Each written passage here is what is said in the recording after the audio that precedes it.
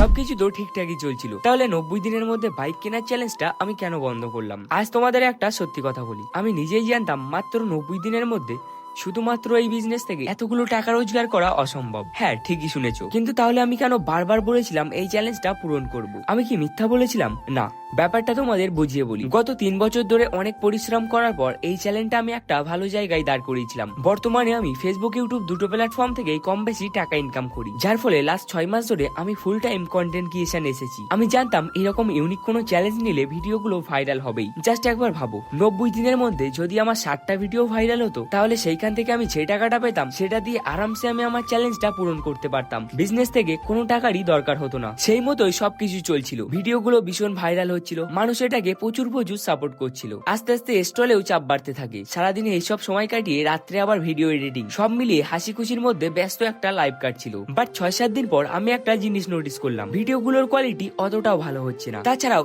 একই রকমের একঘেয়েমি বোরিং কন্টেন্টে চ্যানেলটা ভরে যাচ্ছিল। ভিডিওগুলো ভাইরাল হচ্ছিল শুধুমাত্র রেজাল্ট দেখার আশায়। ভিডিওগুলোর মধ্যে এমন কিছু ছিল না যেটা থেকে মানুষ কিছু শিখবে বা মানুষের মনে লাগবে। আমি বুঝতে পারছিলাম ভিউজের নেশায় আর টাকা লোভে আমি আমার আসল পরিচিতিটাই নষ্ট করছি। এইভাবে চলতে থাকলে 90 দিন পর আমার চ্যালেঞ্জটা শেষ হয়ে যেত। বাট এটা বুঝতে আমার একটু দেরি হয়ে যায়। এতদিনে ভিডিওগুলো অনেক মানুষের কাছেই পৌঁছে গেছিল। আমি চাইলেও মাঝপথে চ্যালেঞ্জটা বন্ধ করতে পারছিলাম না, কারণ সবাই আমাকে ভুল বুঝতো, আমাকে নিয়ে হাসাহাসি করতো, উপহাস করতো। আর এরকম ভাবে চালিয়ে গেলে এখন হয়তো টাকা ইনকাম হতো, বাট আস্তে আস্তে আমার চ্যালেঞ্জটা শেষ হয়ে যেত। কি করব কিছুই বুঝতে পারছিলাম না। সবকিছু ছেড়ে দিয়ে একা একা প্রচন্ড দুঃখ, কষ্ট আর দুশ্চিন্তার মধ্যে দিন পার করছিলাম।